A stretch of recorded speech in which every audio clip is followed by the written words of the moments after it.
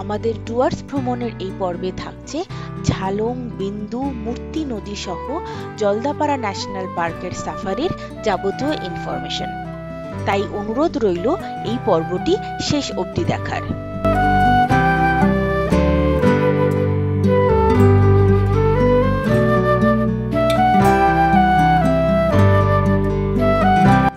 সকালবেলা আমাদের আজকে এখানে চা দিয়েছে, ব্যাপারটা দুর্দান্ত। এখানে পুরো চা বাগান আর তার সামনে বসে আমরা চা খাচ্ছি। আজকে সকালে যে ব্যাপারটা জানতে পারলাম সেটা হচ্ছে এই যে পার্টিকুলার চাটা যেটা আমরা গত 2-3 দিন ধরে খাচ্ছি সেটা নাকি এই বাগানেরই চা। তো এটা জেনে বেশ ভালো লাগলো যে বাগানের সামনে আমরা থাকছি সেখানকার চাই খাচ্ছি। ব্যাপারটা বেশ। চা খেয়ে সোজা চলে গেছিলাম ব্রেকফাস্ট করতে। হ্যালো, আজকে আমাদের ব্রেকফাস্টে এসে গেছে। আমরা ব্রেকফাস্ট করে আজকে আমরা বেরোবো। আজকে একটু সকাল সকালই হয়েছে, আমাদের মোটামুটি এখন বাজে 9:15 মধ্যে আমাদের আজকে আমরা সবাই রেডি হয়ে গেছি, জাস্ট ব্রেকফাস্ট করে বেরোবো। দাদারা খুব সুন্দর আমাদের সকাল সকাল বলেছিলেন 9টার মধ্যে দিয়ে দেবেন, দিয়ে দিয়েছেন। আমাদের আজকে প্ল্যান হচ্ছে মূর্তির দিকে যাওয়া। জানি না কতটা ঠিক, মানে রাস্তার কতটা ঠিক আছে, বিকজ অনেকে বলেছে যে রাস্তা ভালো আছে আর কয়েকজন বলেছে যে রাস্তা খারাপ আছে। গিয়েই আমরা দেখতে পাবো অ্যাকচুয়ালি কি অবস্থায় দাঁড়িয়ে আছে। কোকো আমাদের সাথে বয়েলড চিকেন দিয়ে ব্রেকফাস্ট করে বেরিয়ে পড়েছিল। এই রাস্তাটা হচ্ছে আমাদের রিসর্ট থেকে বেরোনোর রাস্তা। মাদারিহাট থেকে ঝালং 80 কিলোমিটার, আর সময় লাগবে পৌঁছতে অলমোস্ট 2 ঘন্টা।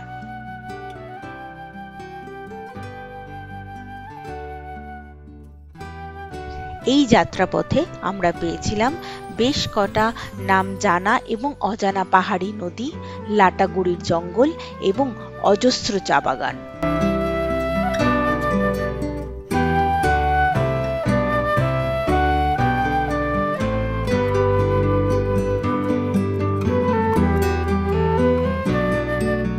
এই যে রাস্তাটা চলে গেছে, এইটার ডান দিক দিয়ে হচ্ছে ঝালং, বিন্দু, রাঙ্গু, এই পুরো এইটা ডান দিকে। আর বাঁ দিকে গেলে সামসিং, সান্তালি খোলা, মেতালি, চালসা। আমরা তো চালসা হয়ে এসেছি, আমরা এই রাস্তাটা দিয়ে এসেছি। এসে এইখানটাতে একটা এন্ট্রি পয়েন্ট আছে, এই যে এটা হচ্ছে এন্ট্রি পয়েন্টটা। এই এন্ট্রি করে তারপরে যেতে হয়।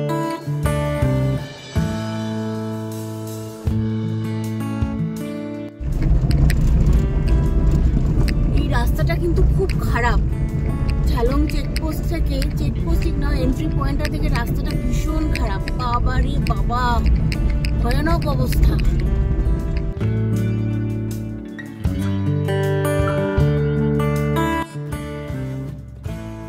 পাহাড়ি রাস্তার পথ ধরে আমরা পৌঁছে গেলাম ঝালং।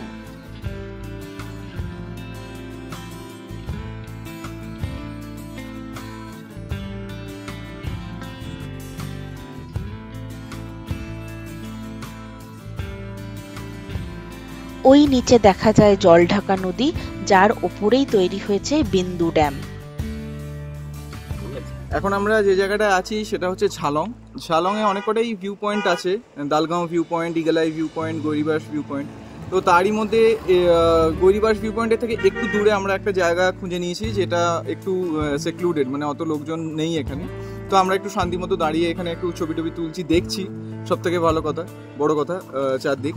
আর তার থেকেও বড় কথা হচ্ছে যে কোকো চট করে সব জায়গায় নামতে পারছে না, যেহেতু এখানে লোকাল কুকুরগুলো একটু বেশি অ্যাগ্রেসিভ। তো আমরা এই জায়গাটা, এই স্পটটা এই কারণে বেছে নিয়েছি যাতে কোকোকে নামাতে পারি গাড়ি থেকে, আর পাহাড়ে আসার অভিজ্ঞতাটা ও অনুভব করতে পারে। কারণ এর আগে প্রিভিয়াসলিও আমাদের সাথে সুন্দরবনের নদী থেকে শুরু করে পুরুলিয়ার সব জায়গায় দেখেছিল। তো এইখানে কোথাও নামাতে পারছিলাম না, এই জিনিসটা আমাদের বড্ড খারাপ লাগছিল। তো সেই কারণে আমরা এই জায়গাটায় ওকে নামিয়েছি।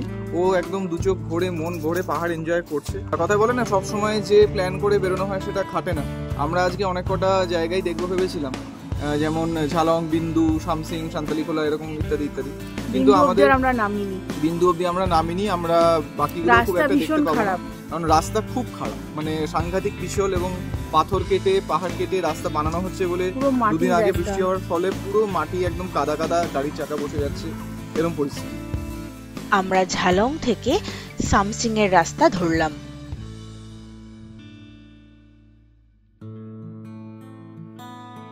এই যে নদীটা ক্রস করছি এটাই হচ্ছে জলঢাকা নদী, যেটা আমরা ঝালং থেকে দেখতে পেয়েছিলাম।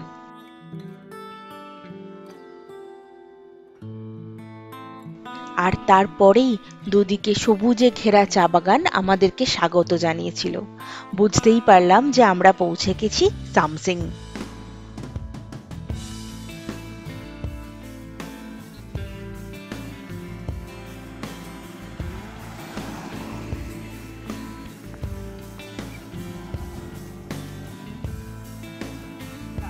আমরা এখন দাঁড়িয়ে আছি সামসিং টি এস্টেটের মধ্যে। আমরা ফিরছি, এখন ঝালং হয়ে ফিরছি। আমাদের একটু অসুবিধাই হলো, গুগল ম্যাপসের ওপর ভরসা করে আমরা একটু বেশি ঘুরে ফেলেছি আজকে, কিন্তু কি আর করা যাবে। আমরা এবারে ট্রিপটায় মানে আমি আজকের দিনটা স্পেসিফিক্যালি যেটা বলবো, আমাদের অ্যাজ পার প্ল্যান কোনো কিছুই ঠিক ওয়ার্কআউট করেনি। তো আমরা একটা পার্টিকুলার রুট নেবো ভেবেছিলাম, একভাবে কয়েকটা জিনিস মানে বেশ কিছু সাইট সিন করবো ভেবেছিলাম, যেমন ঝালং, বিন্দু, সামসিং, সান্তালিকোলা, রকি আইল্যান্ড ইত্যাদি। বাট সত্যি কথা বলতে এর মধ্যে খুব কম সংখ্যকই আছে যেটা আমরা জেনুইনলি খুঁজে পেয়েছি। এটা হচ্ছে সামসিং টি এস্টেট, অনেকখানি রাস্তা, এত সুন্দর, দুদিকে সুন্দর চা বাগান আর তার মাঝখান দিয়ে রাস্তা। এটা তো আমি সাইড দিয়ে রাস্তাটাতে ঢুকে পড়েছি তাই।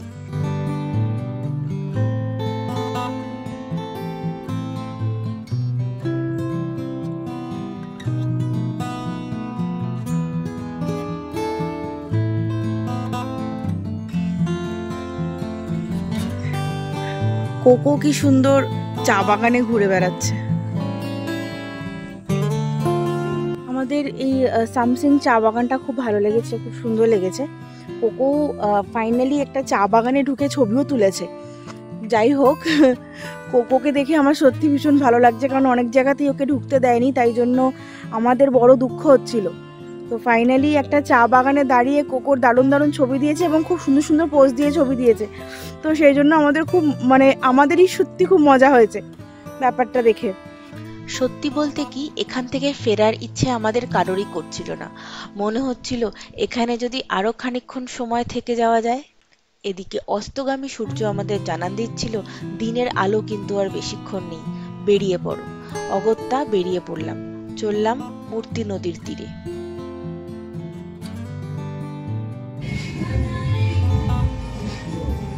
সামনে হোলি খেলা হচ্ছে।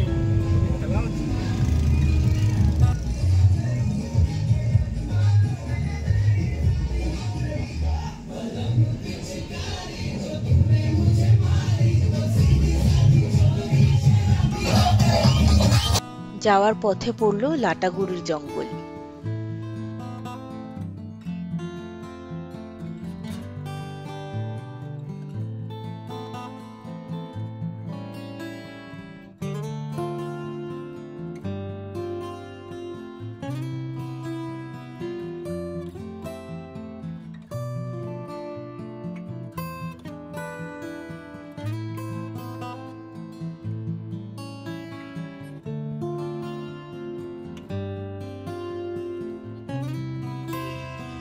আমরা এই লাটাগুড়ি জঙ্গলে একটু দাঁড়িয়েছি। মূর্তি যাওয়ার পথেই এই লাটাগুড়ি জঙ্গল হয়েই মূর্তি নদীর ধারে যেতে হবে। তো সেই দিকে যাওয়ার পথে এখানে একটু দাঁড়ালাম। কোকো একটু ঘুরে নিল, জঙ্গলের ভেতরে একটু হেঁটে টেটে নিল, গন্ধ টন্ধ শুকে বেড়ালো।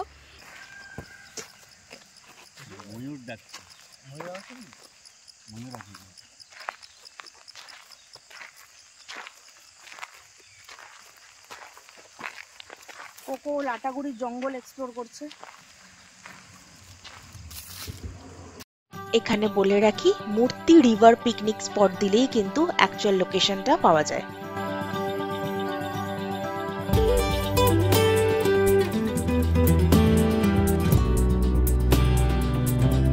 অবশেষে মূর্তি নদী, ভীষণ সুন্দর জায়গাটা। ওই দেখা যায় ময়ূর। এই কুলকুল করে বয়ে চলা মূর্তি নদী কিন্তু বর্ষাকালে পুরো অন্য রূপ ধারণ করে।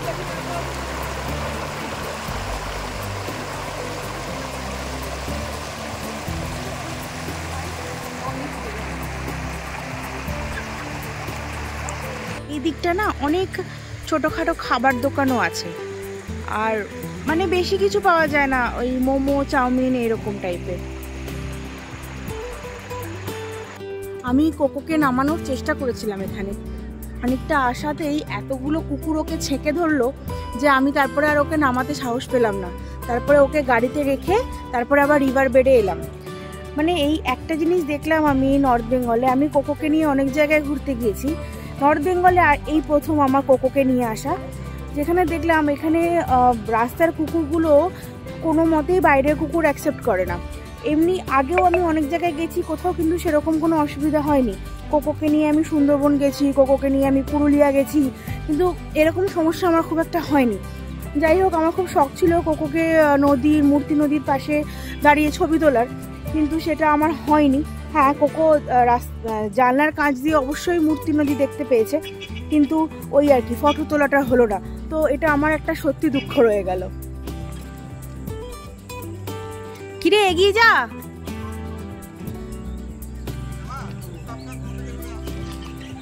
হ্যাঁ, আমি সাবধানেই আসছি।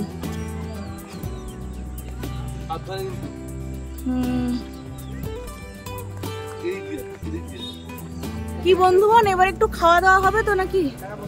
নিশ্চয়ই নিশ্চয়ই, চলো আমরা এখানকার জাতীয় খাবার মোমো খাই। জাতীয় খাবার মোমোই খাবো আমরা। আমরা আপাতত মোমো খাচ্ছি। প্রিয় ফার্স্ট বাইটটা নিয়ে নিল অলরেডি। 2 প্লেট। এখানে থাকার অনেক কটা ভালো সুব্যবস্থা আছে, যেমন হোমস্টে বা হোটেল এসব রয়েছে এখানে চারপাশে, ঠিক যেমন আমাদের টাকিতেও রয়েছে সেরকম এখানেও আমরা দেখতে পেলাম থাকার অনেক কটা ব্যবস্থা আছে। এছাড়া প্রচুর টুকটাক খাবার দোকান তো আছে। তো আপনারা যদি এখানে এসেও থাকতে চান মুক্তি রিভার সাইডে, তাহলে আপনাদের প্রচুর অপশনস থাকে। 5 স্টার হোটেল থেকে নর্মাল হোটেল সবই আছে। হ্যাঁ, সন্ধে হয়ে গেছে আমাদের খেতে বেরোতে বেরোতে, আর এখন না মুষলধারে বৃষ্টি শুরু হয়েছে। তো আমরা খুব দৌড়ে এসে গাড়িতে উঠে বসলাম। এবার সোজা চলে যাব আমাদের রিসর্টে। রিসর্টে পৌঁছেই পেয়ে গেলাম গরম গরম চা আর পকোড়া। আর পকোড়া খেতে একদম মগ্ন। চাটা খেয়ে আর কোকো ঘুমাচ্ছে। কোকো হালকা করে সাইড হয়ে গিয়ে শুভর পাশে শুয়ে পড়েছে। গুড মর্নিং, আজকে মঙ্গলবার আর এখন বাজে 4:45। আমরা বেরোচ্ছি, আজকে আমাদের সাফারি আছে। সাফারি সেরে তারপরে আমরা আমাদের 5:30টার স্লট বুকিং আছে। সাফারি সেরে তারপরে আমরা এখানে একবার আমাদের রিসর্টে আসবো, তারপরে এখান থেকে প্যাক করে বেরিয়ে যাব। তো আমাদের অ্যাকচুয়ালি 5:30টার সময় যে সাফারিটা হয় তার রিপোর্টিং টাইম হচ্ছে 5:15। তো এখন বাজে 4:45। আমাদের রিসর্ট থেকে ওখানে যেতে সময় লাগবে প্রায় 10 থেকে 12 মিনিটের মতো। তো আমরা আরও 10 মিনিট হাতে নিয়েই এখন বেরোচ্ছি।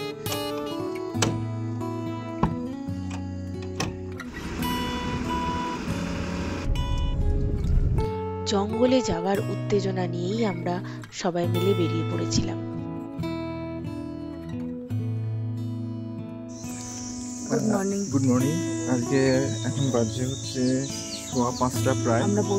আমরা পৌঁছে গেছি সেই অফিসে যেখান থেকে আমরা টিকিট বুক করেছিলাম। আর কালকে এখান থেকে আবার আমাদের একটা সেকেন্ড মানে টিকিটও কাটতে হয়েছিল, আর সেকেন্ড কিছু চার্জেসও দিতে হয়েছিল, যেমন যেটা গাড়ির চার্জেস ছিল প্রায় 1167 টাকা দিতে হয়েছে।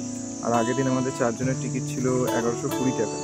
তো অ্যাপ্রক্সিমেটলি টোটালটা করে যেটা হয়েছে সেটা হচ্ছে আমাদের 4 জনের কস্ট।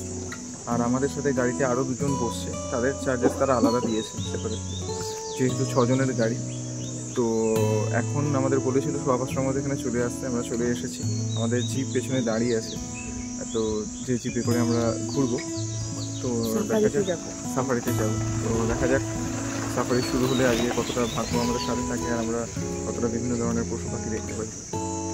কালকে রাত্রেই কিন্তু আমাদের যে স্লিপটা দিয়েছিল সেখানে গাড়ির নাম্বার আর যে আমাদের গাইড যাবে তার নাম সব লিখে দিয়েছিল। আর বেসিক্যালি এখানে না একটা জিনিস খুব অসুবিধা, সেটা যখনই পেমেন্ট করার সময় না এখানে গুগল পে বা অনলাইন পেমেন্টের কোনো অপশান নেই, পুরোটাই ক্যাশ দিয়েই পেমেন্ট করতে হয়েছিল। তো এতগুলো টাকা ক্যাশ দেওয়াটা একটু সমস্যাজনক বটে। আর আশেপাশে এই জায়গাটার না এটিএমও নেই, তো বেশ এটিএম খুঁজে তারপরে ক্যাশ তুলে এনে তারপরে আমাদের পেমেন্ট করতে হয়েছে। এই যে এটা হচ্ছে আমাদের ফরেস্ট ডিপার্টমেন্টের অফিস, যেখান থেকে আমরা বুক করেছিলাম। এখান থেকেই টিকিট সংগ্রহ করতে হবে। যারা অনলাইনে কেটে আসবেন তারা আগের দিন মানে যেদিনকে সাফারি তার আগের দিন সন্ধ্যে 8টা অবধি অফিস খোলা থাকে। এখান থেকে এসে কিন্তু ইয়েটা নিয়ে যেতে হয়, টিকিটটা নিয়ে যেতে হয়। একটা একটা করে গাড়ি এসে ঢুকছে, প্রচুর জিপ এসে ঢুকছে, যাদের 5:30টায় টাইমিং আছে। আমাদের জিপ স্টার্ট দিয়ে দিয়েছে একদম বিফোর টাইম। আমাদের 5:30টায় টাইম ছিল, এখন 5:27। কটা বাজে? 5:27। হ্যাঁ, 5:27 বাজে। আমরা বেরিয়ে পড়েছি। আমাদের গাড়িতে আছে আমরা 4 জন তো আছি, আরও 2 জন দাদা আমাদের সাথে অ্যাড হয়েছে। আচ্ছা, দাদারা বললেন, যে গাইড দাদা আছেন তিনি বললেন এখান থেকে 6 কিলোমিটার দূরে আমাদের হলং রেঞ্জের ফরেস্ট অফিস পড়বে। তারপর থেকে বেসিক্যালি সাইটিং হওয়া চান্সেস বাড়ে, বাট জঙ্গল কিন্তু অলরেডি স্টার্ট হয়ে গেছে। গাছের ডালে কটা ময়ূর দেখতে পেয়েছিলাম। তো আমাদের গাইড দাদা বললেন যে এখন ভিডিও বা ফটো তুলবেন না, আমাদের সামনে আরও ময়ূর পাবেন। সন্ধ্যেবেলার পর থেকে ময়ূরা সব গাছের ডালেই উঠে যায়।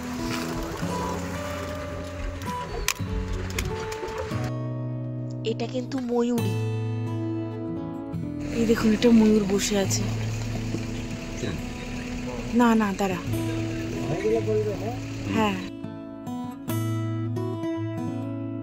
বিভিন্ন রকম বন্য পশু প্রাণী দেখার আশায় আমরা এগিয়ে চললাম। ওই দেখো, সামনে আরো একটা সুন্দর ময়ূর। আমরা যত ভেতরের দিকে যাচ্ছিলাম আকাশ কিন্তু তত কালো হয়ে আসছিল। আর সামনেই হচ্ছে হলং বাংলো, যেটা ওয়েস্ট বেঙ্গল ট্যুরিজম থেকে বুক করা যায়।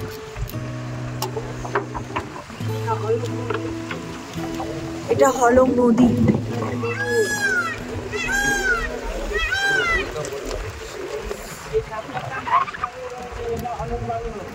আচ্ছা আচ্ছা আচ্ছা,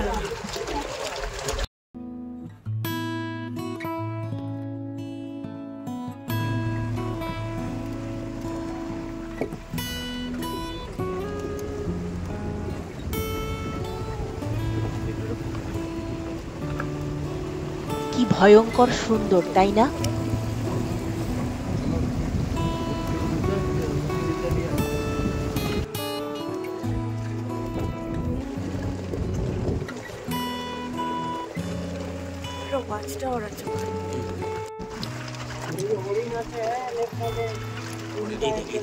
আজ লেফট সাইডে অনেক হরিণ আছে। হ্যাঁ,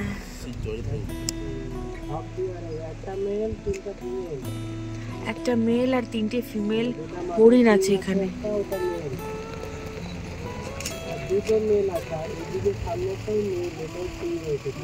আচ্ছা আচ্ছা আচ্ছা আচ্ছা, হ্যাঁ দেখতে পেয়েছি।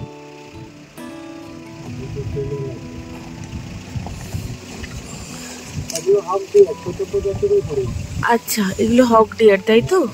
এখানে 4টে প্রজাতি আছে, hog deer, sambar deer, Darjeeling deer, spotted deer. আচ্ছা আচ্ছা আচ্ছা আচ্ছা আচ্ছা আচ্ছা।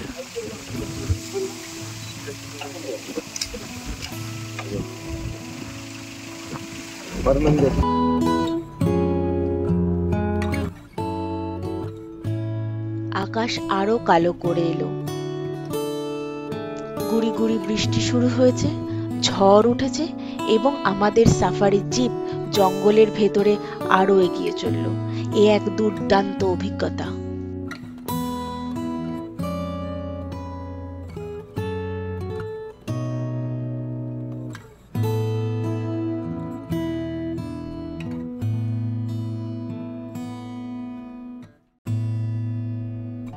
এটা হচ্ছে শালকুমার হাট গেট, জলদাপাড়া ফরেস্ট রেঞ্জের আর একটা গেট।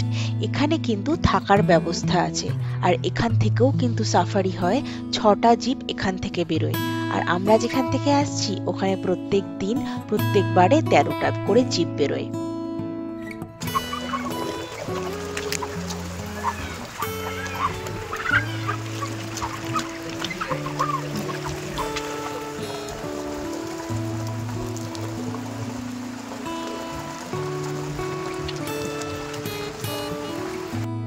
এসে পৌঁছালাম আমরা জলদাপাড়া ওয়াচ টাওয়ারে।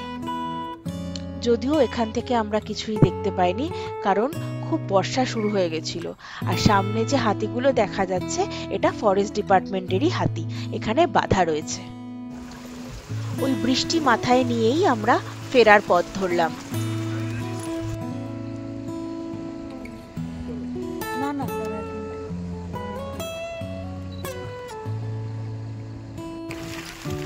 ফেরার পথে গজরাজ আমাদের দর্শন দিলেন।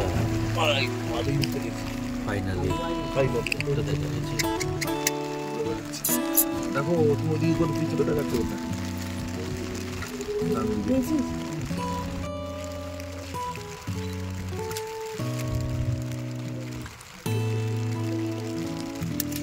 গজরাজের দর্শন আমরা পেলাম ঠিকই, কিন্তু এদিকে জঙ্গলে মুষলধারে বৃষ্টি, বজ্রপাত এবং তার সঙ্গে ঝড় শুরু হয়ে গেছে।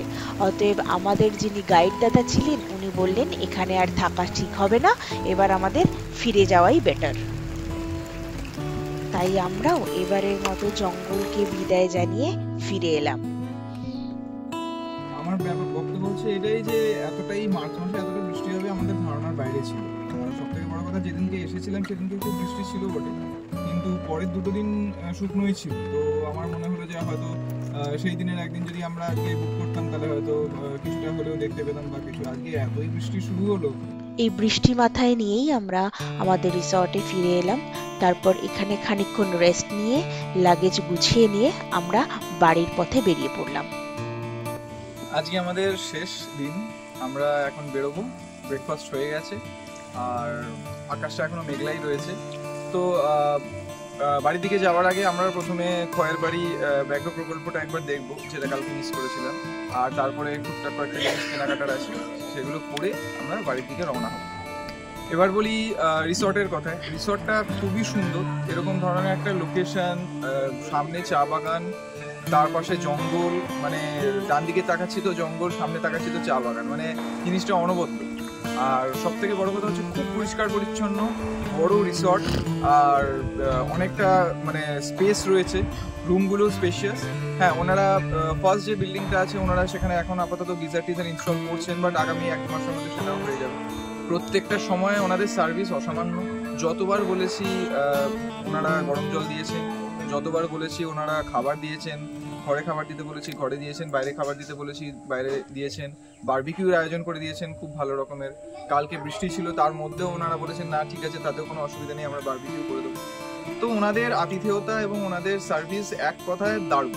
মানে আমি তো এটাই সাজেস্ট করব, আপনারা যদি জলদাপাড়া বা মাদারিহাট বা এই এরিয়ায় আসছেন তাহলে ডেফিনেটলি একাশিয়া রিসোর্টে অবশ্যই আসবেন। বিশ্বাস করুন, once in a lifetime আপনার এক্সপিরিয়েন্স হবে। সকালবেলা আপনি ধরুন ওই 7টা নাগাদ গরম চা হাতে যখন চা বাগানের দিকে মুখ করে বসবেন, এরকম ফিলিং আর দুটো নেই। তো আমার খুবই ভালো লেগেছে একাশিয়া রিসর্ট। আমি বারংবার আসবো। আবার ভবিষ্যতে যদি আমি জলদাপাড়া আসি আমি একাশিয়া রিসর্টেই থাকতে প্রেফার করবো। আর তার থেকে বড় কথা বলি, এটা পেট ফ্রেন্ডলি। আপনার যদি পোষ্য সন্তান থাকে, যেমন আমাদের ছিল, আপনি তাকে নিয়ে অনায়াসে এখানে আসতে পারেন। প্রচুর খেলাধুলার জায়গা আছে। হ্যাঁ, বাইরে কয়েকটা এখানকার লোকাল কুকুর আছে, তার থেকে একটু সাবধান থাকতে হবে, কিন্তু সেটা বিশেষ কোনো সমস্যার সৃষ্টি করবে না আপনার জন্য। তো আপনি অনায়াসে আপনার পোষ্য সন্তানকে নিয়ে থাকতে পারবেন এবং দারুণ একটা ভেকেশন আপনি কাটাতে পারবেন। তো একাশিয়া রিসোর্ট আমার তরফ থেকে 4.5 আউট অফ 5 স্টার্স, মানে ফার্স্ট ক্লাস।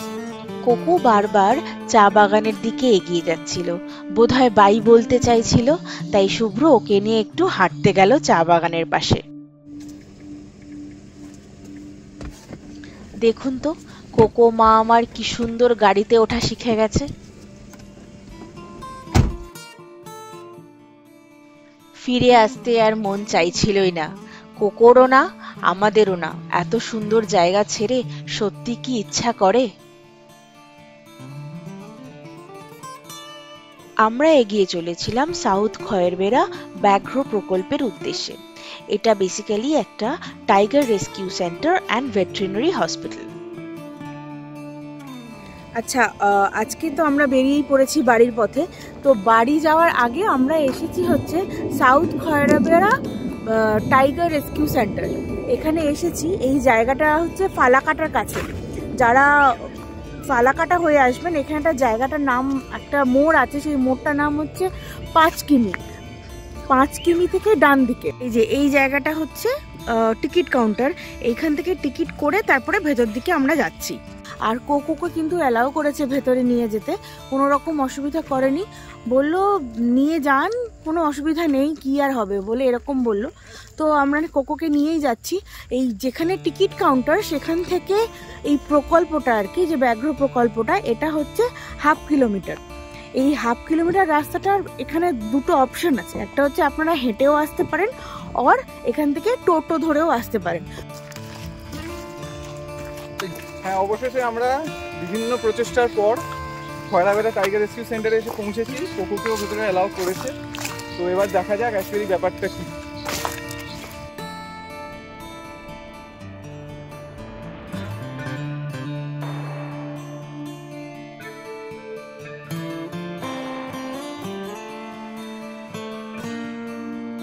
আমার যতদূর মনে হচ্ছে এখানে আগে অ্যাকচুয়াল টিকিট কাউন্টারটা ছিল। বাঘ দেখার উত্তেজনা কোকোরও কম ছিল না। দেখুন কি সুন্দর হেঁটে হেঁটে এগিয়ে যাচ্ছে।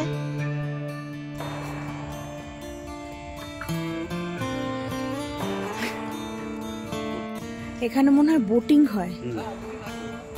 বোটিং হয় না দাদা? এই যে দাদা যাচ্ছেন, ইনি আমাদের বললেন যে এই যে নদীটা, এটা ঠিক নদী নয়, এটা অ্যাকচুয়ালি পাথর থেকেই এসেছে, বাট এটা কোনো নদীর সাথে কানেকশন নেই। আগে হয়তো কানেকশন ছিল, কিন্তু এখন আর কোনো নদীর সাথে কানেকশন নেই। এই জায়গাটা বা এই যে ক্যানালটার মতো রয়েছে, এটার নাম হচ্ছে বুড়ি তোরসা।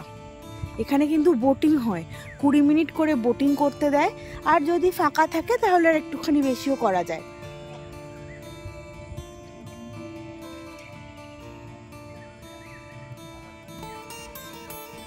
প্রকৃতি পর্যবেক্ষণ মিনার, বুদ্ধদেব ভট্টাচার্য মুখ্যমন্ত্রী সময়কালীন এটা বানানো হয়েছিল।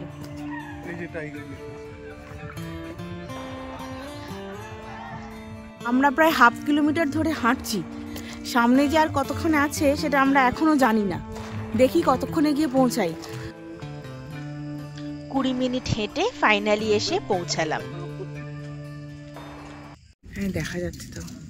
তিনটে আছে, এপাশে একটা আছে। ও কো দেখবে করে পুরো টাকা দেওয়া তো।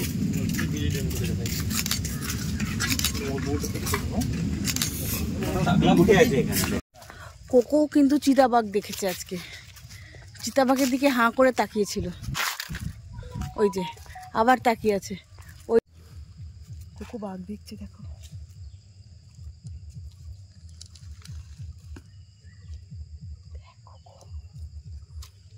কোকো দেখেছিস বাঘ? দেখেছিস? কোকোকে মন দিয়ে বাঘ দেখছে, দেখ। কিন্তু আমার মতো নয় দেখতে, দেখি যখন দেখতে। দেখেছো কোকো? বাঘগুলো দেখা যাচ্ছে? হ্যাঁ, জিপটা বার করছে না কোকো। কোকো কোকো বাঘ দেখ।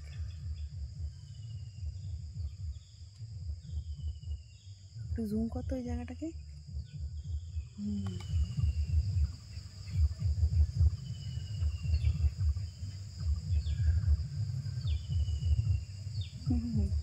একটু উপরে কর, উপরে যা। হ্যাঁ,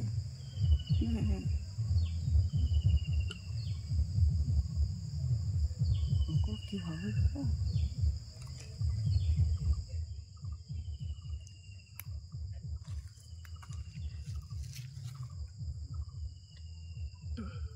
একটা ছবি তুলে দিস তো। তারপরে